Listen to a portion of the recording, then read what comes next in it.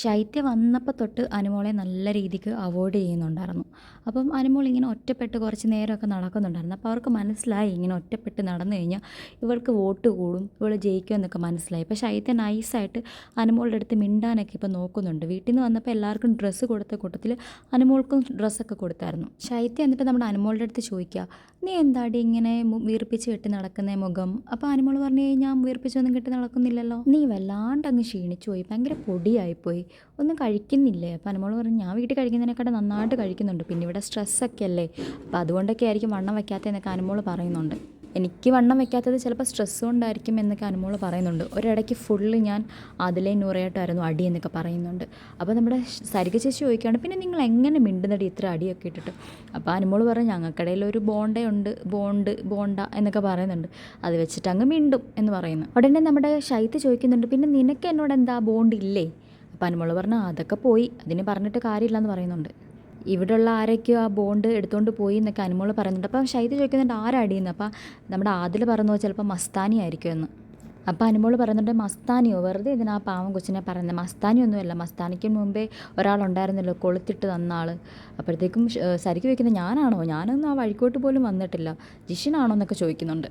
അപ്പോൾ അനുമോൾ പറഞ്ഞത്, അത് വീട്, എനിക്കതിനെക്കുറിച്ച് സംസാരിക്കാൻ താല്പര്യമില്ല. അപ്പം പിന്നെ ശൈത്യ ചോദിക്കുക, ആരാ പറഞ്ഞേ, ജിഷിനാണോ എന്നൊക്കെ ചോദിക്കുന്നുണ്ട്. അപ്പോൾ അനുമോൾ പറയുന്നുണ്ട്, നിന്നെ കട്ടപ്പൻ ആരാ വിളിച്ചത്? അവർ തന്നെയാണ് പറഞ്ഞത്, അവർ തന്നെ എൻ്റെ അടുത്തും വന്ന് പറഞ്ഞിട്ടുണ്ടായിരുന്നു. ആദ്യമൊന്നും എനിക്ക് മനസ്സിലായില്ല, പിന്നീടാണ് എനിക്ക് മനസ്സിലായതെന്നുള്ള രീതിയിൽ അനുമോൾ പറയുന്നു. അപ്പോൾ ശൈത്യ ചോദിക്കുന്നുണ്ട്, നീ എന്തിനാ അതൊക്കെ വിശ്വസിക്കാൻ പോയത്? അത് ചിലപ്പോൾ അവരുടെ ഗെയിം പ്ലാൻ ആയിരുന്നെങ്കിലോ, നമ്മുടെ ബോണ്ട് തകർക്കാൻ വേണ്ടി. അപ്പോൾ അനുമോൾ പറഞ്ഞ, ഒരാളല്ല, 1-2 പേര് എൻ്റെ അടുത്ത് പറഞ്ഞു. പിന്നെ ഞാൻ ജയിലിൽ പോയ സമയത്ത് നീ നേരെ അക്ബറിൻ്റെ ടീമിലോട്ട് പോയി. അപ്പോൾ നമ്മുടെ ശൈത്യ പറയുന്നുണ്ട്, ഞാനിപ്പോൾ അക്ബറിൻ്റെ ടീമിൽ പോയി നെവിന് മുടി വെട്ടി കൊടുക്കാൻ പോയതാണ്, അല്ലാതെ ഞാൻ പോയിട്ടൊന്നുമില്ല. അതേപോലെ അനുമോൾ പറയുന്നുണ്ട്, നീ പിന്നെ എൻ്റെ അടുത്തുനിന്ന് മാറിയിട്ട് അവരുടെ റെനയുടെയും ആര്യൻ്റെയും ജിസേലിൻ്റെയൊക്കെ കൂടെ ഹൊറർ കഥയൊക്കെ കേൾക്കാൻ പോയി. ഈ ശൈത്യ എന്തൊരു കള്ളിയാണെന്നറിയാമോ? ശൈത്യ അനുമോളുടെ അടുത്തുനിന്ന് എപ്പോഴേ മാറി. അനുമോൾക്കെതിരെ ആദ്യമായിട്ട് ലാലേട്ടൻ വന്ന് സംസാരിച്ച സമയത്ത് തന്നെ ശൈത്യ നൈസായിട്ട് റെനയുടെയും നമ്മുടെ അക്ബറിൻ്റെ ടീമിലോട്ട് മാറിയതാണ്. ബട്ട് ഇന്നിപ്പോൾ ഒന്നും അറിയാത്ത പോലെ ഇവരുടെ ഫ്രണ്ടിൽ കിടന്ന് അഭിനയിക്കുക, ഞാനിപ്പം മാറി, ഞാൻ അതിൽ കൂടെ വെറുതെ പോയപ്പോൾ അവരെൻ്റെ അടുത്ത് ഹൊറർ കഥ കേൾക്കാൻ വരുന്നു എന്ന് ചോദിച്ചുകൊണ്ട് വിളിച്ചുകൊണ്ട് പോയതല്ല, അത് ഞാനായിട്ട് പോയതൊന്നും അല്ല അവരുടെ ഗ്രൂപ്പ്. ഈ ശൈത്യമാണ് അനുമോൾക്ക് പ്രേമം ഉണ്ടെന്ന് പറഞ്ഞിട്ട് അവിടെ എല്ലാം പറഞ്ഞുകൊണ്ട് നടന്നത്, ആര്യൻ്റെ അടുത്തൊക്കെ പോയി പറഞ്ഞത്. എന്നിട്ട് ഇപ്പോൾ ആര്യൻ എല്ലാ ഇൻ്റർവ്യൂവിലും അനുമോളുടെ പ്രേമത്തെക്കുറിച്ച് പറഞ്ഞുകൊണ്ട് നടക്കുക. എന്നിട്ട് ശൈത്യ പറയുന്നത്, ഞാൻ പുറകിൽ നിന്ന് കുത്തിയിട്ടേ ഇല്ലെന്ന്.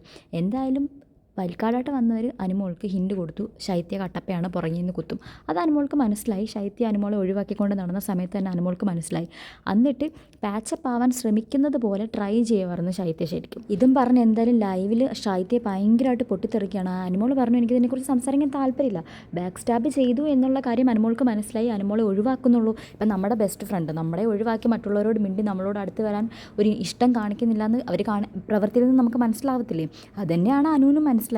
പക്ഷേ ഇപ്പം എന്താ വെച്ചാൽ ശൈത്യക്ക് അത് അക്സെപ്റ്റ് ചെയ്യാൻ പറ്റുന്നില്ല. ശൈത്യ പറഞ്ഞു, ഞാൻ നിൻ്റെ അടുത്ത് മിണ്ടി, എല്ലാവരുടെ അടുത്ത് മിണ്ടി, നിൻ്റെ അടുത്ത് മിണ്ടുന്നതെന്ന് വെച്ചാൽ എനിക്ക് അവരുടെ അടുത്ത് മിണ്ടാൻ പാടില്ലായിരുന്നോ എന്നൊക്കെ ചോദിക്കുന്നത്. ഞാൻ നിന്നെ അത്രയ്ക്ക് ഇതായിട്ടാണ് കണ്ടത്, ഇപ്പോൾ പുറത്ത് എനിക്ക് വേറെ ലൈഫുണ്ട്. ശൈത്യയുടെ ഇപ്പോഴത്തെ പ്രധാന പ്രശ്നം എന്ന് വെച്ചാൽ ശൈത്യക്ക് പുറത്ത് നല്ല നെഗറ്റീവായി അനുവിൻ്റെ പുറത്തുനിന്നുള്ള കുത്ത്, ആ ഒരു ഇഷ്യൂ, ബാക്ക് സ്റ്റാബ്, കട്ടപ്പ എന്നുള്ളൊരു പ്രശ്നം ശൈത്യക്ക് നല്ല പ്രശ്നമായി. അപ്പോൾ അനുവിൻ്റെ വായിൽ നിന്ന് തന്നെ ശൈത്യക്ക് അത് പറഞ്ഞ് ക്ലിയർ ചെയ്ത് കേൾക്കാൻ വേണ്ടിയിട്ടാണ് ശൈത്യ കിടന്ന് ബഹളം വെക്കുന്നത്. എന്തായാലും അനുമോൾക്ക് അത് കേൾക്കാൻ താല്പര്യമില്ലാത്ത രീതിയിൽ അനുമോൾ എണീറ്റ് പോയി.